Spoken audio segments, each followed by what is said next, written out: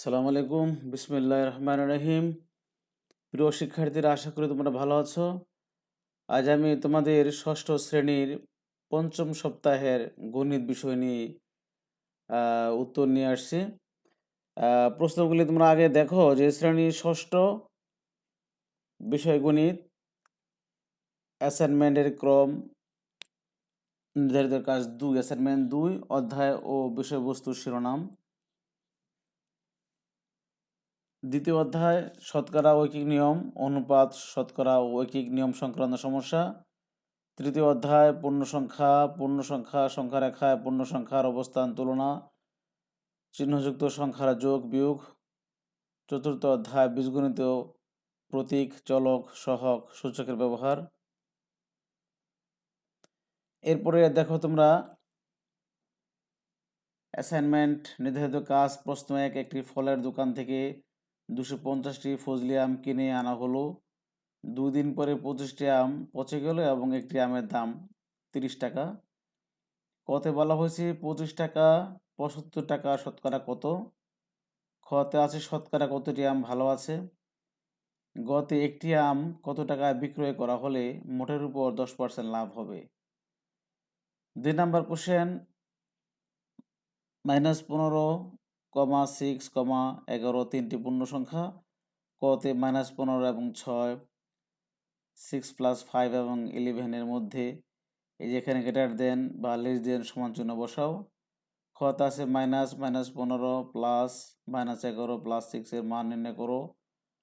গতে আছে সংখ্যা রেখার সাহায্যে -15, 6 এর যোগফল 11, 6 এর বিয়োগফল নির্ণয় করো। প্রশ্ন 3 প্লাস মাইনাস ইন্টু ডিভাইডেড চিহ্নের সাহায্যে লেখো। কতে আছে x এর 7 গুণ থেকে y এর 3 গুণ বিয়োগ করো। খতে আছে a ও b এর গুণফল এর সাথে c এর 8 গুণ যোগ। গতে আছে a ও b এর যোগফলকে x থেকে y এর বিয়োগফল দ্বারা ভাগ। ঘতে আছে x কে 9 দ্বারা গুণ করে প্রাপ্ত গুণফলকে 7 দ্বারা গুণ। ওতে আছে একটি সংখ্যার দ্বিগুণের সাথে অপর একটি সংখ্যার 3 গুণ যোগ। 4 নম্বরে দেওয়া আছে একটি খাতার দাম a টাকা, একটি বইয়ের দাম b টাকা এবং একটি কলমের দাম c টাকা হলে 1 নম্বরে 5টি কলম 3টি খাতার দাম কত? 2 নাম্বার আছে 10টি বই ও 4টি খাতার দাম কত? 3 নাম্বার 8টি খাতা 6টি বই 9টি কলমের দাম কত? এই হলো আমাদের প্রশ্ন অ্যাসাইনমেন্ট। প্রিয় শিক্ষার্থীরা, তোমরা যারা আমার চ্যানেল সাবস্ক্রাইব যারা করছো ধন্যবাদ, যারা করো না তারা সাবস্ক্রাইব করে নাও, কারণ সাবস্ক্রাইব করলে তোমাদের কাছে অটোমেটিক্যালি নোটিফিকেশানে মেসেজ চলে যাবে। তো যাই হোক, কথা না বাড়িয়ে দেখো এখানে আমরা উত্তর শুরু করি যে 25 টাকা 75 টাকা শতকরা কত, এটা আমরা দেখি।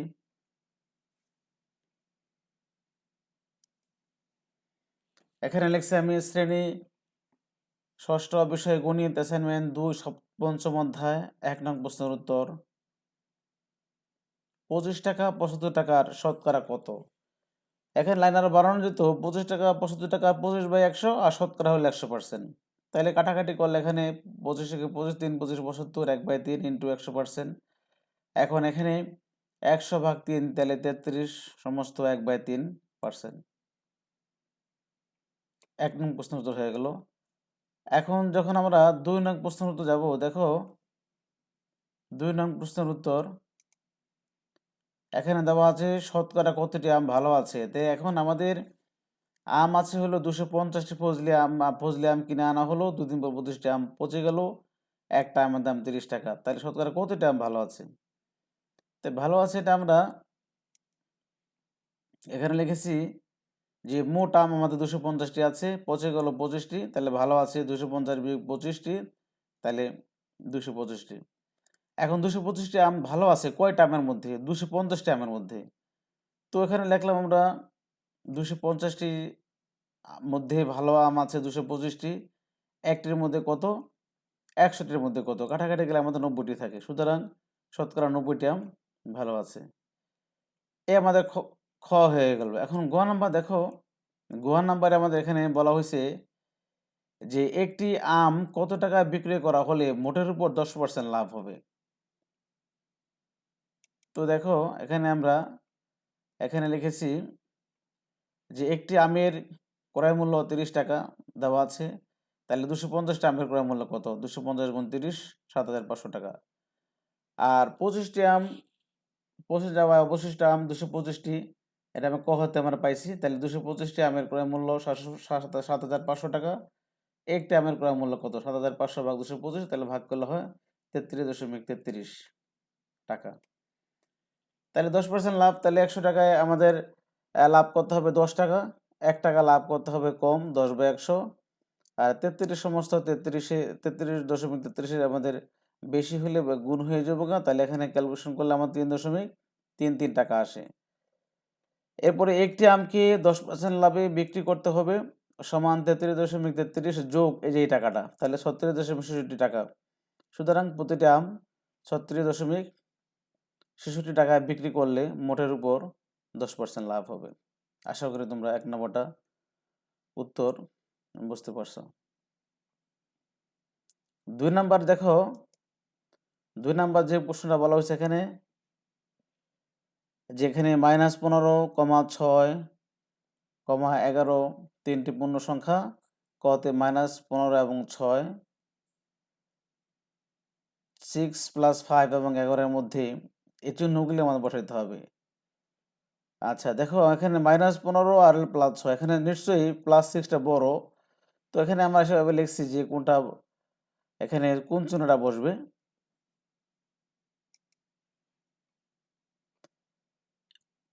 -15 এখানে <6, এখানে ওই -15 থেকে 6 বড় হবে, >6, 6 এর দিকে চিহ্নটা বড় হবে, কারণ -15 থেকে 6 বড়, তাই 6 দিকে চিহ্নটা দিলাম। এবং 6 আর 5 এগুলো যোগ করলে এখানে 11, তাহলে এখানে সমান চিহ্ন হবে 11।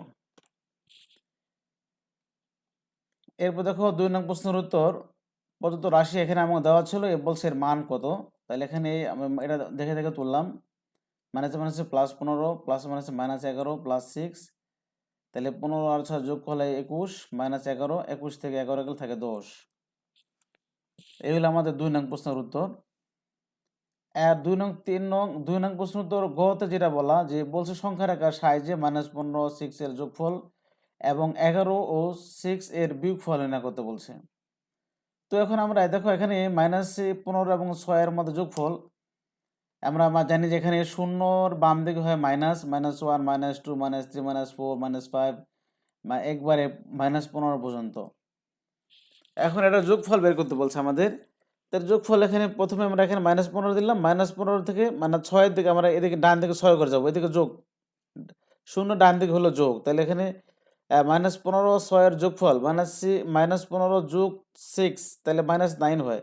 তাহলে 15 থেকে তুমি ডান দিকে তুমি 6 ঘর চলে যাবা, তাহলে এখান থেকে যে 1 ঘর, 2 ঘর, 3 ঘর, 4 ঘর, 5 ঘর, 6 ঘর, তাহলে -9 পর্যন্ত আসে।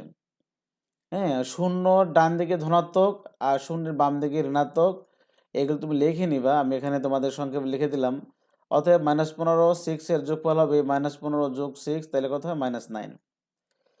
এরপর আমরা দেখবো যে 11 ও 6 এর বিয়োগফল নির্ণয় করো।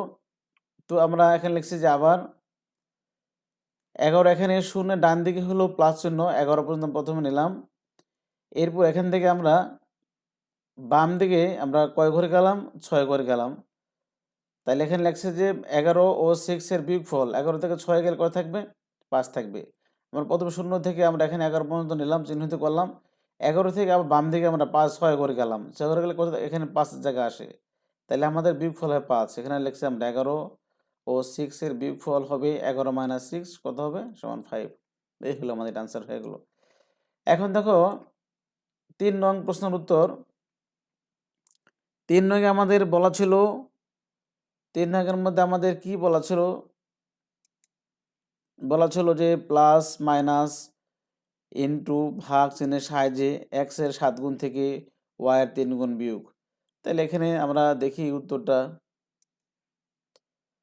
x এর 7 গুণ থেকে y এর 3 গুণ, x এর 7 গুণ বললে কত হবে? 7x, আর y এর 3 গুণ বললে 3y, বিয়োগ মানে এখানে বিয়োগ, অ্যান্সার হয়ে গেল। 3 নং প্রশ্নের উত্তর খ, a ও b এর গুণফলের সাথে a ও b এর গুণফল বললে হবে কি? ab। c এর 8 গুণ যোগ, 8 গুণ হলে c তো এখানে আছে, c এর 8 গুণ সি এর 8 গুণ, তাহলে সি এর 8 গুণ হলে 8c, অ্যান্সার হয়ে গেল। এরপরে 3 নং প্রশ্নের উত্তর গ, এ ও বি এর যোগফলকে, এ ও বি এর যোগফল হলো a প্লাস বি, এক্স থেকে ওয়াই এর বিয়োগফল এক্স মাইনাস ওয়াই ভাগ, তাই লিখলাম এ ও বি এর যোগফল থেকে এ প্লাস বি, যোগফল হলো এ প্লাস বি, আর এক্স থেকে ওয়াই এর বিয়োগফল হলো এক্স মাইনাস ওয়াই, আর ভাগ করলে এ প্লাস বি বা A plus B divided X minus Y. এ 3 নং প্রশ্নের উত্তর গ হয়ে গেল। 3 নম্বরের ঘতে বলা হয়েছিল, 3 নং প্রশ্নের উত্তর ঘ, এক্সকে 9 দ্বারা গুণ করে, এক্সকে 9 দ্বারা গুণ করলে আমাদের কত হবে 9x, প্রাপ্ত গুণফলকে 7 দ্বারা গুণ, তাহলে এক্সকে 9 দ্বারা গুণ করলে 9x, আর 7 দ্বারা গুণ করলে ইন্টু 7, তাহলে 7 নং 63x অ্যান্সার। এরপর দেখো 3 নং প্রশ্নের উত্তর ও নাম্বারে দিছে, যে আমাদের প্রশ্ন দেওয়া ছিল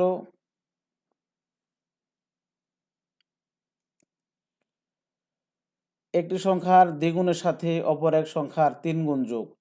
তো একটি সংখ্যা মনে করি আমরা এক্স, অপর এক সংখ্যা মনে করি আমরা ওয়াই। তো এখন উত্তরটা আমরা দেখি যে আমরা এখানে কিভাবে লিখলাম। মনে করি একটি সংখ্যা এক্স, অপর সংখ্যা ওয়াই, তাহলে একটি সংখ্যার দ্বিগুণ, তাহলে এখানে 2x, অপর সংখ্যার 3 গুণ 3y, যোগ মানে যোগ দিয়ে দিলাম। এখানে বলা ছিল একটি সংখ্যা এক্স, অপর সংখ্যা ওয়াই, তাহলে সেই অনুযায়ী লিখতে পারি একটি সংখ্যার দ্বিগুণের সাথে অপর এক সংখ্যার 3 গুণ যোগ। এই হলো আমাদের 3 নং প্রশ্নের উত্তর ও। আমরা এখন চলে যাব 4 নং প্রশ্নের উত্তর। 4 নংয়ের মধ্যে আমাকে বলা ছিল একটা খাতার দাম ছিল a টাকা, একটা বইয়ের দাম দেওয়া ছিল b টাকা, একটি কলমের দাম দেওয়া ছিল c টাকা। তারপরে আমাদের বলছে কি যে 5টি কলম 3টে খাতার দাম কত। এখন একটা কলমের দাম হলো c টাকা, তাহলে 5টা কলমের দাম কত হবে 5c। আবার 3টে খাতা, একটা খাতার দাম কত a টাকা হলে 3টে খাতা কত হবে 3a। তাহলে 5টি কলম ও 3টে খাতার মোট দাম 5c প্লাস 3a টাকা।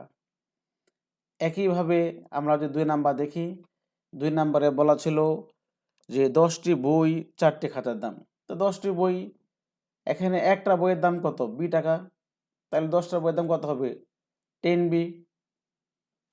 4টে খাতার দাম, একটি খাতার দাম হলো আমাদের একটি খাতা a টাকা হয়ে গেলে 4টে খাতা কত হবে 4a, তাহলে 10b প্লাস 4a টাকা। 3 নাম্বার সর্বশেষ যে অঙ্কটা কথা এখানে বলা হচ্ছে যে 8টি খাতা 6টি বই 9টি কলমের দাম। 8টি খাতার দাম 8a টাকা, 10টি বইয়ের দাম 6b টাকা, 9টি কলমের দাম 9c টাকা। প্রিয় শিক্ষার্থীরা, আশা করি তোমরা এই সৃজনশীল প্রশ্নটা, 4টা প্রশ্নই তোমরা ভালো করে বুঝতে পারছো। সপ্তম ষষ্ঠ শ্রেণীর শিক্ষার্থীরা তোমরা 5ম সপ্তাহের গণিত বিষয়ে আশা করি ভালো করে অ্যাসাইনমেন্টটা বুঝতে পারলা। তোমরা বেশি বেশি করে শেয়ার করে দেবা যাতে অন্য সবাই দেখতে পারে, লাইক করবা, কমেন্ট দিবা। কারো সমস্যা হলে আমাদের কমেন্ট বক্সে লিখতে পারো। তো আজকে এই পর্যন্ত থাকুক।